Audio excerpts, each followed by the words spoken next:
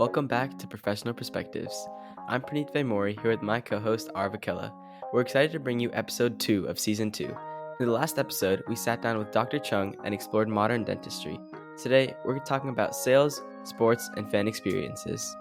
That's right. Today, our guest is Steve Reed, manager, season ticket, and premium sales for the Minnesota Vikings. He's been with the Vikings for 26 seasons and works with a strong team focused on building relationships and serving fans. Steve sells everything from season tickets to premium seats. He believes in making each experience for fans matter, and he brings his passion for the team into his work. We're really looking forward and learning how Steve's long tenure, his love for the Vikings, and his approach to serving fans shapes his daily work. Steve, welcome to Professional Perspectives, and thank you so much for being here. Rob, Praneeth, thank you guys so much for having me on. I look forward to our chat. Yeah, same here. So, to kick things off, when did you first realize that working in sports sales might be for you? A lot later in my life than I wished. In my 20s, I was in sales and management with Kinko's Copy Center. And I'm not sure if a lot of people remember Kinko's Copy Center, but back in the 80s and 90s, there were a lot of copy centers around our country. And Kinko's was one of the leaders. And there was a point in my life when I was 29 that my girlfriend at the time wanted to move back to the Quad Cities, where I'm from. I'm from Davenport, Iowa. And she had wanted to move back to that community because it's a heavy running community. And in the Quad Cities, we have 3 minor league sports teams. So I thought, and there was no Kinko's there. So I thought, what a great opportunity to try and get into sports. So I checked with the minor league baseball team. They weren't hiring. I checked with the minor league hockey team, and they weren't hiring. But I checked with the minor league basketball team, the Quad City Thunder, and they did have an opening in their sales department. So I went out and interviewed. I thought it went well, but I had to do a lot of follow-up, and that's a life lesson there. If you want something really bad, don't wait for them to come to you. You got to go to them. And after some significant follow-up, they did bring me on board. So that was my entry into sports sales. And then after my second year, I saw some of our players getting called up to the NBA, and I thought, I'd like to be called up. So then when you're an NBA or a CBA player, you're at the whim of whatever NBA team wants to call you up. Somebody breaks their ankle in the NBA, they call up a player from the CBA. But if you're in the front office, as I was, I thought I'm going to be picky and choose where I go. And so I was thinking about my 3 favorite teams, the Lakers, Reds, and Vikings. And I hate traffic. So I ruled out the Lakers. And then so I checked with the Reds. They had a merchandise position. And I went out and interviewed for that. And my heart wasn't in it because I'd be working in the basement at Riverfront Stadium with merchandise. And that's just what really it didn't really fit with me. But the Vikings, a year later, had a corporate sales position open. And I went up and I gave the interview of a lifetime. Fellas, it was magnificent. And I thought I killed it. And do you know what they said? They said no. I was crushed. Oh my gosh. So here's a life lesson for your listeners. If somebody tells you you can't have your dream, fight for that dream. So I was crushed, sad, angry, all the emotions. And so for 1 full year, I followed up every single month saying, hey, do you have anything? I've got more experience because they wanted somebody with more professional experience. So I was building it back up. And then after a year, the lady who I interviewed with, she said, Steve, you're the most persistent person we know, but we don't have anything. But Phil in the ticket office does. Contact Phil. So I called Phil in the ticket office. And Phil Hebner, I love you, brother. I interviewed with him. He hired me. And now the rest is history. Here I am. Wow. So I feel like a really important part of what you said was kind of like following up and making sure that you stay persistent. Do you say that's an important part, not just in sales, but in other fields and in other departments? Oh, it's huge. It is so big in life. Persistency it's one of my favorite characteristics because if there's something you want really bad, no matter what it is in life, I mean, you got to go get it. And I think to bring this back to sales, like if we have one piece of inventory that's available, we don't have a lot that's available right now. We're in a blessed position. Great stadium, team on the rise. We don't have a lot of inventory, but when something opens up, I work really hard to find somebody to fit that piece of inventory. So again, persistency, it's huge. Or I have great point on that. Thank you. And also to like move more to like the role of how it's not just related to sports, but kind of like that manager role. What would you say that your role as manager of like season ticket and premium sales at the Vikings involves like day to day? Like, what do you do on a day to day basis? That's a great question. When it comes to managing, we've got a group of associates. It's like an internship. So it's a year-long position, and they come in, they're basically fresh out of college, and they want to get better too. They want to work in sports. So it's working with that group to teach them the ropes of sales, put my years of experience to work and show them, take them from prospecting to follow through to what you do after the sale. That's one of my favorite things I do. I love selling, but I also love mentoring the younger group to help them. And when they get better, they help us too because there's a lot of work to do. Yeah, that's definitely a great point. Just touching back again, so put like after you just faced that setback of them saying no, how did you stay motivated? Also during like slower sales periods as well. How do you like stay motivated during those times? Well, bring it back to the Vikings. I grew up with a Super Bowl mindset because I'm blessed. Those three favorite teams have been a huge part of my life. I mean, once I picked my favorite teams when I was age 7, I've been crazy, crazy loyal ever since to those three teams. And then when I realized working in sports could actually be a thing, and I wished I had gotten into sports way, way younger, like out of college younger, not wait until I was 29. But I thought I have a Super Bowl mindset, so I've been blessed to see the Reds and Lakers win titles, but I'm still waiting for that Viking Super Bowl. So I thought I knew after I gave that interview, I knew I could get back to the Vikings. I just had to help them see it happen, or help them find their way to get me on the team. And so again, that's consistency. I kept working as hard as I could for the Quad City Thunder because I knew that if I kept working hard there, I would help the Thunder be successful, but I would also help me be successful. Because even if it didn't work out with the Vikings, I would still find somewhere else with this track record of success. And luckily for me, it is the Vikings. Yeah. So you touched on the point about how you would want to get involved into sales and maybe like even on the sports side earlier in life. What advice would you want to give to high school students interested in sales, especially in sports, who want to start out early? That's a great question. And what I suggest is if you know the team that you want to work for, or if you have a role that you want to look for, find somebody who's doing that right now and then be their friend. Find out how they got there, what they're doing to be successful, and even ask. We get asked a lot for job shadowing. And so find somebody who's doing the job that you want right now and get to know them. And I think people will find people are more open than you would think. So some people are reluctant to try and reach out to folks, but people are open. People want to help other people be successful. Oh yeah, definitely 100%. And what would you say some routines or habits have helped you stay consistent over such like a long career, maintaining these positive relationships and stuff? Praneeth, I love that. It's one of my favorite. You can never tell when you're going to get a good idea. And many, many years ago, I got a really good idea. I created an email distribution list with my clients and prospects, and I keep them updated on what's all going on in the Vikings. So if we sign a player, we cut a player, and we make a trade, I have this distribution list that I started over 2 decades ago. And so there's a lot of people on there.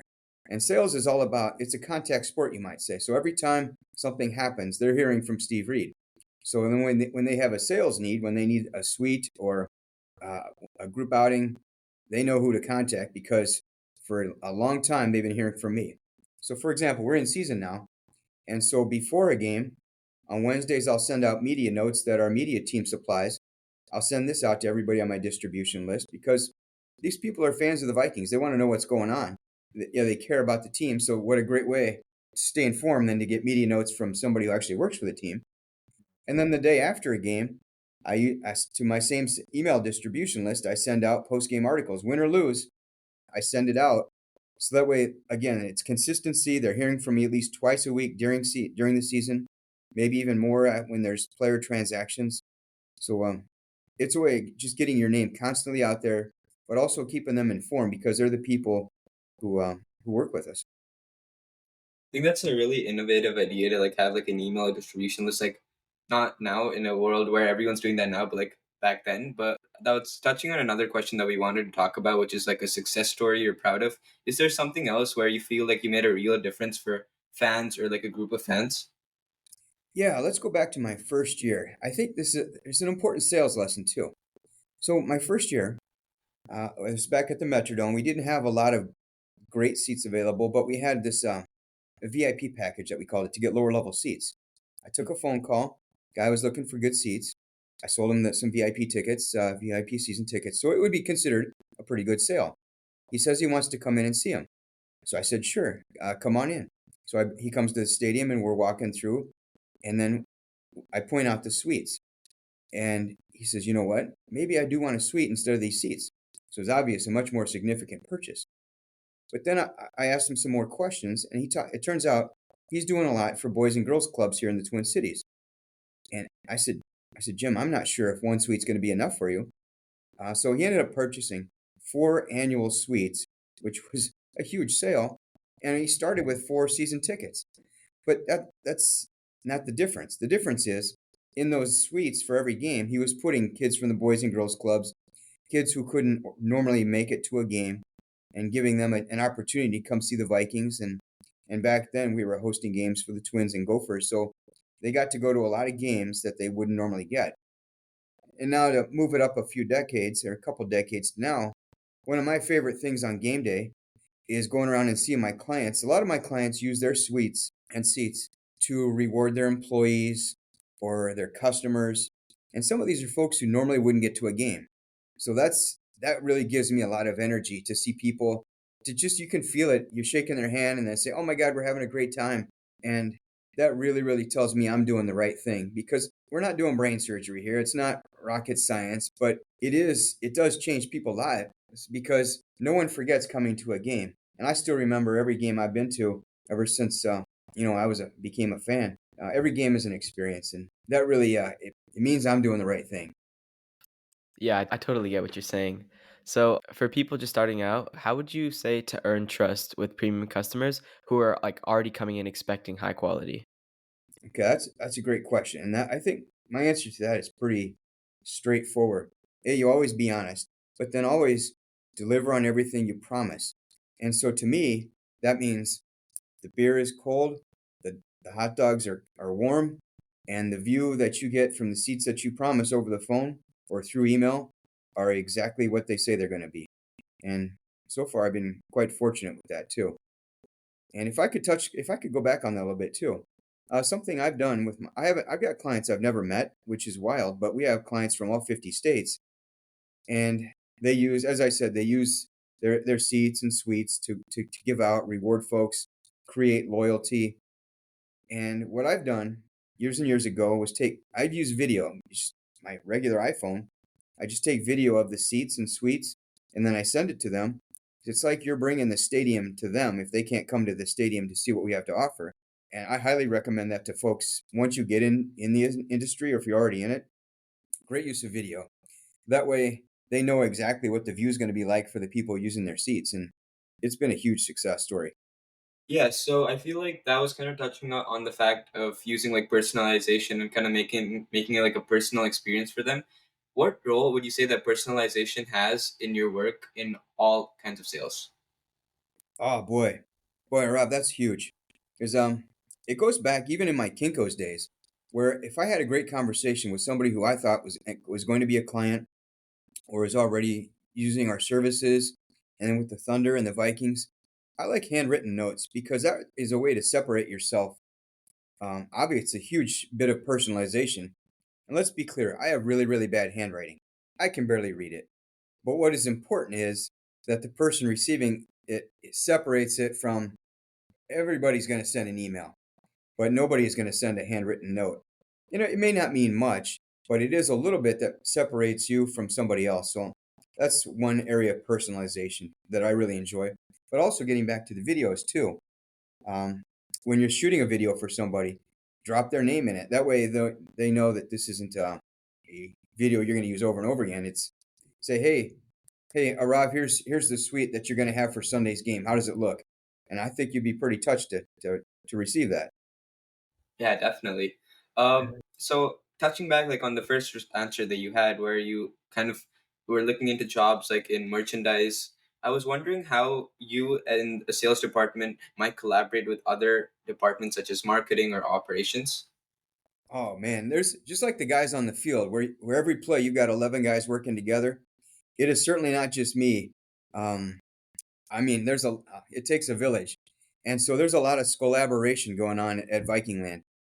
So I want to give you a great example of this. One of my favorite clients is a name everybody knows. It's ABC Supply. They've got locations all over the country. I love those guys.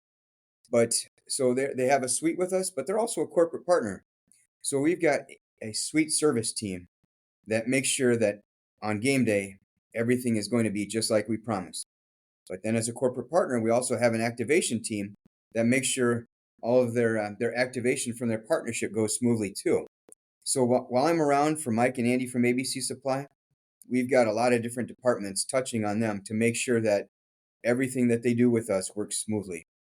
And then when you have that, and then just multiply that by all of our partners, we've got just a ton of people who make it a success. Yeah, and as crucial as it is to also like maintaining a positive fan experience and client experience, how would you say that you balance this with also meeting sales goals or expectations? Oh boy, Praneeth, I love that because to me, it feels like if we deliver what we promise, and then people have that experience, then they're going to keep coming back and back, and that means that we're going to hit our goals. Like ever since I started, our goal is simple: sell out the stadium. And now I'm pleased to report that we've sold out every single game at US Bank Stadium, and we have a waiting list for seats. We have a waiting list for suites. We're truly blessed. And last year, we were voted number one in Voice of the Fan. We're also in the top two in show rate in the NFL. So if you have a Viking ticket, you're going to come. And then also, we were voted number one game day presentation. In fact, I was getting chills last Sunday night when right before we're introducing our players, and fans are going crazy. It's a great atmosphere, and people realize that too. They can see that we're working hard to put on a good product on the field and off the field too. And I just want to give a shout out to the Wilf family. They're the best owners in sports, and you can tell they want to win. They're giving our players and coaches everything. You should see our training facility. It is amazing. So we're very, very blessed all the way around. Yeah, and these are all like great things. But now touching back a little bit, what would you say some of your biggest challenges have been as well when you've been faced with selling premium and season tickets? Praneeth, this is a good one because there's two ways you can take this. There was I'll go one direction and I'll cover the other. But you go back to the 2011 lockout, which comprised virtually all of spring and summer. There was a lot of unknown there. And again, the Will family, they were huge because even though there was the uncertainty of would the season even be played, they still kept the staff on. I mean, some teams laid folks off while the lockout was going on, but not the Will family. And then, obviously, as you know, the lockout was resolved. The season went on as if nothing happened, but it certainly did because fans were unsure. So that was the unknown. Would there be a season? Fans were reluctant. And in the off season is our busy time for the staff. And so that's when we're lining up everybody. You're renewing season ticket owners. You're making sure suite owners and corporate partners are all in line. And so the lockout, there was a big question mark. Would the season go on? They had questions. We didn't always have answers, but that did get resolved. So the unknown is a great challenge. And then speaking of the unknown, there was the pandemic of 2020. Obviously, you guys lived through that. So would the season be played? We didn't know. What would season ticket owners? What would happen? And as you know, some teams had a sprinkling of fans. We had no fans in our stands. We didn't make the playoffs that year. But again, the Wilf family kept all the employees. Again, some teams laid folks off, not the Wilfs. They were fantastic, and we got through that. The whole team did, and so the unknown is a great challenge. And now to come forward 5 years from the pandemic, another challenge that we're facing is actually selling the future. Because I mentioned we have everything's sold out now. We have a waiting list for seats and suites. So the challenge is selling the future because, for example, today I had a family come through the stadium, and I was showing them our suites and our club spaces, but I couldn't say 100% when I could get them on board because we don't exactly know. Because if everybody who has seats and suites now renews, I don't have any place to put you. So you're selling the future. That's a great challenge. And again, we're super blessed, but that's the challenge now is selling the future. I thought that it was a really interesting point about how like the owners play a part in influencing like the staff and the team morale. But going back on the point where you were talking about customer retention, I was wondering how do you build long-term relationships with both season ticket holders and like premium customers? Boy, Rob, I love this because I think the first thing a person buys is the salesperson. And people know I'm a Viking fan. So obviously, I grew up a Viking fan in Iowa. A lot of people, they're fans of the teams that they're around geographically. But in Iowa, you don't have a professional team to pick. So I actively sought out the Vikings. And so my enthusiasm for the Vikings comes through. And the first thing somebody buys is the salesperson, then they buy the product. And I'm grateful that a lot of people have bought onto me and they know that I want a Super Bowl more than anybody, more than them, more than the owners, more than the players and coaches. I want that Super Bowl. And so when building that loyalty, they know that I'm going to be around for them and we all have the same goal. We're all on the same side of the table here. We all want the Vikings to do well. And so when I sell something, that helps the team in two ways. It provides the revenue for the team to be successful and also puts loud, loyal fans in the stands to give our team a home field advantage. And so I've had people who've been with me for decades now. As far as when I say with me, I mean clients, because I communicate often through my email distribution list. I keep them informed on the team, and with each email, I put a little bit of Steve in there too. I give my background. I tell them a little bit of something about me. I mean, I don't give them a life story, but over the course of time, you might get the life story. But I might tell folks like tomorrow, for example, is a huge, huge day for me personally because my all-time favorite player is Hassan Jones. A lot of people don't know who that is unless you're a Viking fan. He was a wide receiver, late '80s. Didn't get all the attention because we have some elite wide receivers that have come through here, like Anthony Carter, Chris Carter, Randy Moss, Justin Jefferson. But Hassan Jones, I love his name. He's got a cool name, and he was reliable. And so I got to meet him when I was 16 years old when I came up for in training camp in Mankato. And we have a Legends Day every year, and so tomorrow's Legends Day. He doesn't come back. He lives in Florida. He doesn't come back very often, but I've been informed that he will be here tomorrow. So I'm going to recreate a photo I took when I was 16 years old. I'm excited about that. That's actually great to hear. And both starting out obviously as a Vikings fan to now a salesperson for the Vikings for what, like 26 seasons now. How would you Hmm. say your approach has changed over time?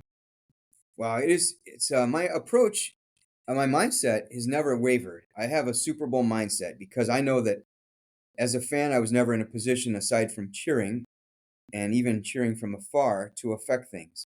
However, I can help the team. But now I can affect the team in a very, very small way.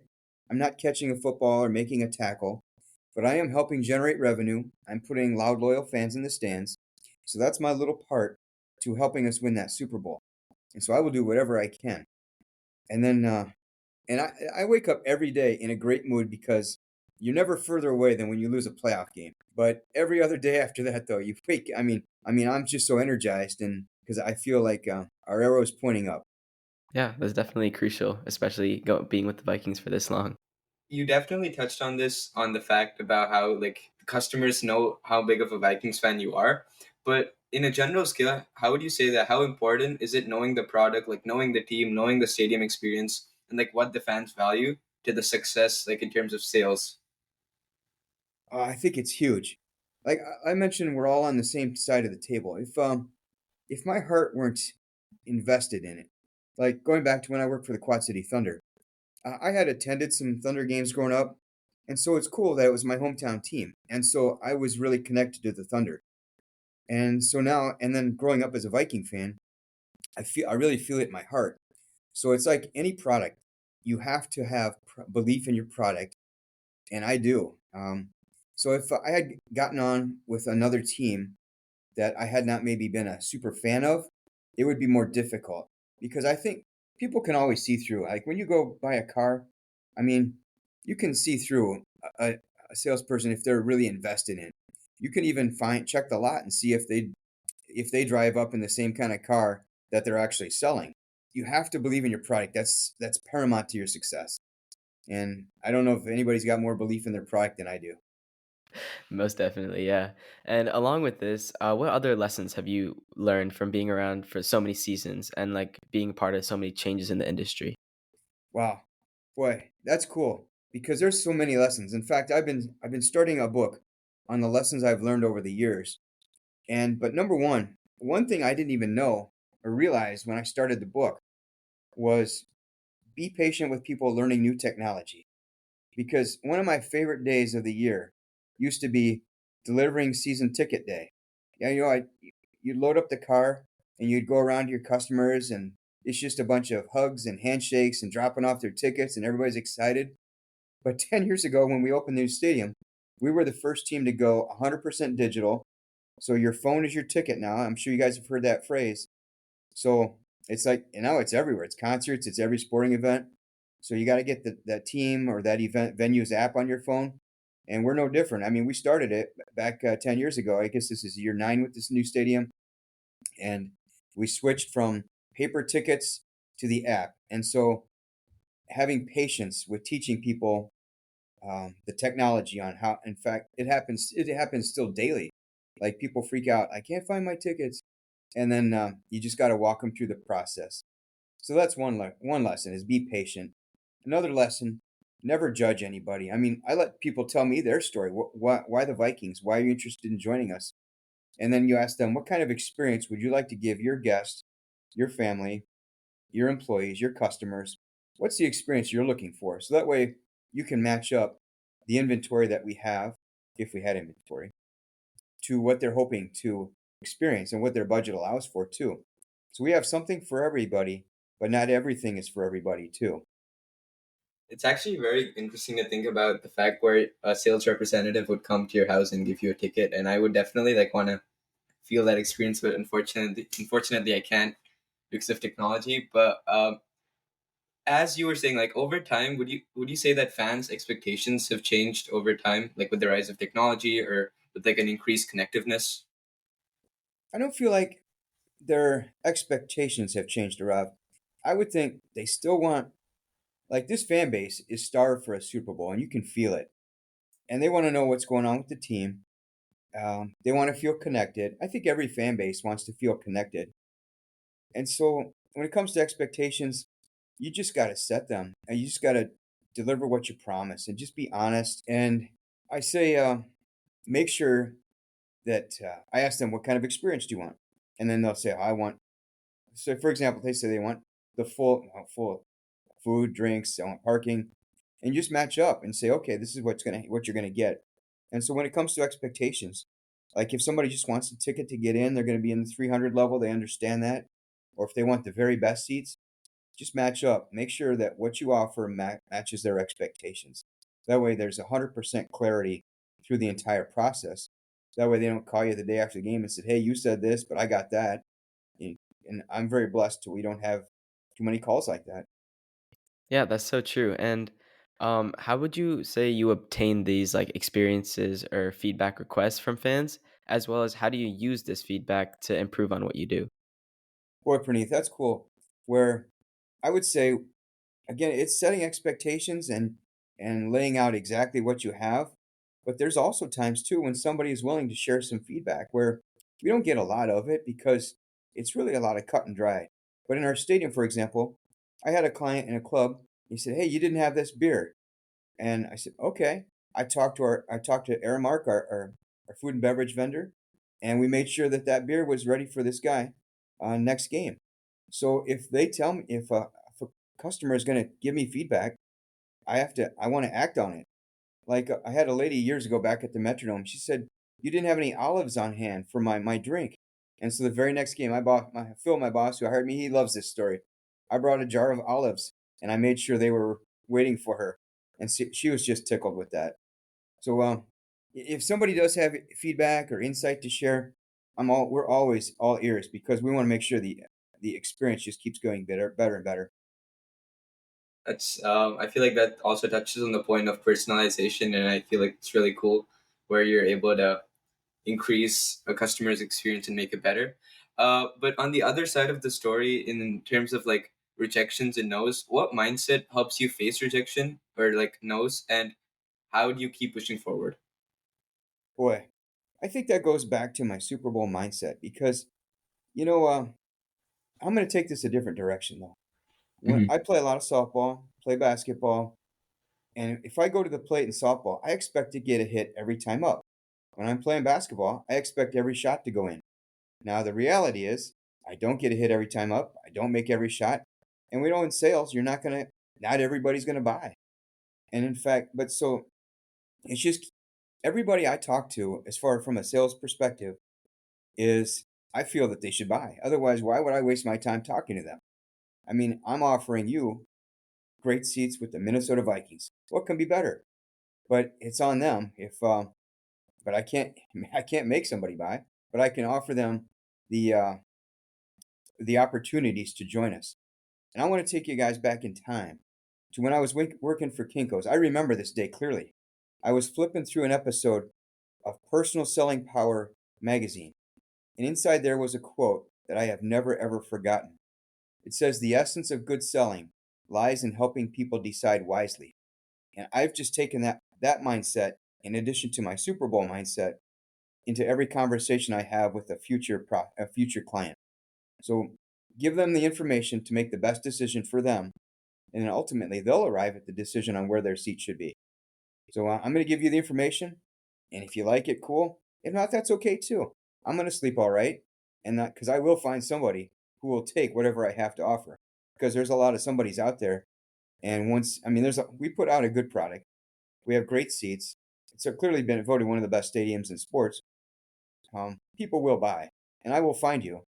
So, but if somebody chooses not to buy, that's okay because I understand everybody's got their reasons, but I will find somebody else. Yeah, and you touched on this a little bit. How would you say you get into this this correct mindset? Like, do you have like a routine, or like this is just how Steve is all the time? Like right before a big sales meeting or like a call? I will say I feel like I have this mindset all the time because I wake up in such a good mood. There aren't a lot of things in this world I would rather do. I've thought about this. I'm thinking, what would I rather do than what I'm doing right now? The only thing I could come up with is a cast member of Saturday Night Live. I think I'd kill that. But but no, I just love what I do so much. And but there's a process though. I mean, you meet prospect from turning somebody into a prospect to a client. There's a process to it. I mean, it isn't magical. I mean, you got to work at it. But one of the things I promise to do to the people I talk to is be consistent. If I tell you I'm going to send you information on a suite that's available, I don't wait till the next day. I mean, customer service in our country, I think, is not very good. I think it's poor at best, and you see it virtually at every restaurant. I mean, not everyone, but a lot of them. But I want to make sure customer service in the Vikings is excellent. And so if I tell you I'm going to do something, I mean that's just follow through. I will get you the information, again, the information you need to make the best decision for you. I'll give you my recommendations based on the clients I've worked with and the years of experience I have, but ultimately you have to make the decision. But I'm not going to dink around, as one of my old baseball coaches used to say, and I will give you the information right away and not sit on it because, well, if I'm sitting on it, maybe one of my colleagues is selling that same inventory to somebody. And I love them too. I love you, Sarah, Reagan, and Kathleen. I love you guys. But I want to make sure that I take care of the people I work with. Uh, I feel like you touched about this in a previous answer where you were talking about how you brought olives and for a customer. I was wondering, is there a part of your job that fans might be surprised even exists, or something that you do which is like not in the job description? Hmm. Boy, I think there's something that they would know that does exist, but nobody talks about it. It's collections. That's my least favorite part because it's like you're selling the same thing twice. Now, most people pay on time, but if somebody is late on a payment, generally I'm the first contact with say, "Hey, so and so, we didn't get your payment." I hate that part of it. I really hate that. Just pay your bill. But that's the one thing. But I mean that's like the 1% of the one thing I wish I didn't have to do. But every now and then there's somebody who's doesn't quite make their payment on time. But I think people would expect that to be an aspect of the job. Hmm. One thing I really really hated back at the Metrodome was we had seat relocations, and we did that by hand. Um, I know it doesn't exist anymore because we have seat license at the stadium at US Bank. So if you have a seat, you're not moving unless you. It's like a little piece of real estate. If you want to move seats, you got to go buy somebody else's seats and then put yours up for resale. But back at the Metrodome with no seat licenses, we actually move people. The seat relocation process, we move people sometimes a row or two every year, and they'd complain, but that was actually great movement. Our renewal rate at US Bank is 99.7%. Again, we're very blessed. He was in the 90s back at the Metrodome, so still a little bit of room if people wanted to move, but that part of the job was a pain in the buttocks. Uh, so talking about the different stadiums, I was just wondering, would you say that changing stadiums or like improved technology would help like the overall aspect of a fan experience? Oh, without a doubt. The US Bank is night and day from the Metrodome because I would avoid the concourse at all cost at the Metrodome. I'd go down to the basement to go from one side to the other because it was so crowded. And the bathrooms were crowded, the concession lines were crowded, much more space. And but also, when you see our stadium, it's a palace. It's the glass roof. It's amazing. We got the four largest doors in the country that swing open when the weather's nice, like it will be tomorrow. Um, Plenty of room. Um, it's spacious. Yeah, I love it. Again, it's a night and day experience for our fans, and that's the important thing. The Wilfs saw that, and a big shout out to Lester Bagley, who's on staff, and his job was to get us the new stadium and working with government here, and we have the new stadium, and I guess is it still the new stadium if it's been 9 or 10 years? I don't know, but it still has that new stadium smell. So it's yeah, it sure is fun to come to work. Yeah, this is definitely amazing information, especially about like sports and sales. Now, if we were to expand out, would you ever say like you found yourself pulling elements from other industries or like just find yourself studying what they do and you bring those ideas into sports sales? Oh, Praneeth, absolutely. Because I listen to several sports, I mean, not sports sales, but sales podcast in general, because I'm always learning. You're never stop learning. And most of these do not discuss sports, but they touch on sales in general. And the sales process, it's not so very different between industries. It's still giving the best information you can. It's doing a great job of discovery. One thing I do want to touch on though in sales is that a lot of people say find the pain in sales, like what's keeping the prospect up at night.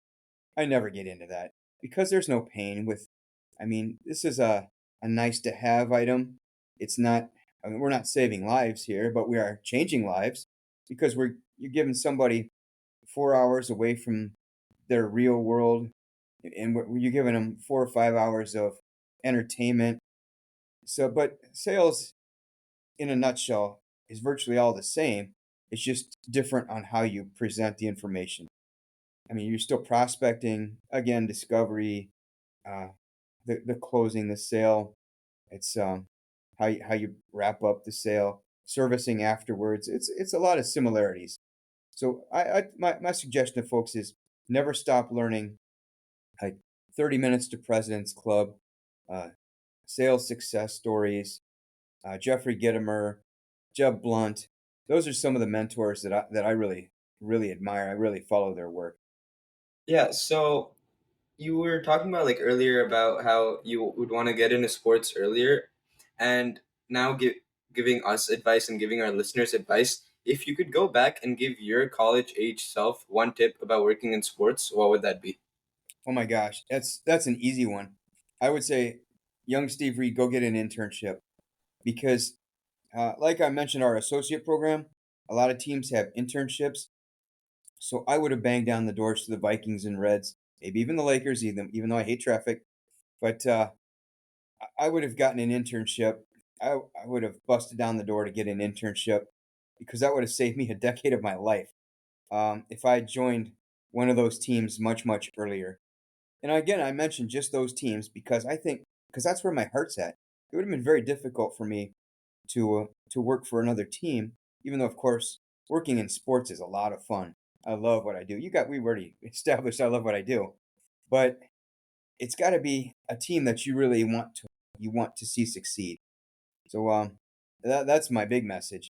So find an internship again, like, or find somebody who's doing what you want to do and get to be their friend, get to know them, ask if you can job shadow, and then just stay persistent and look for openings.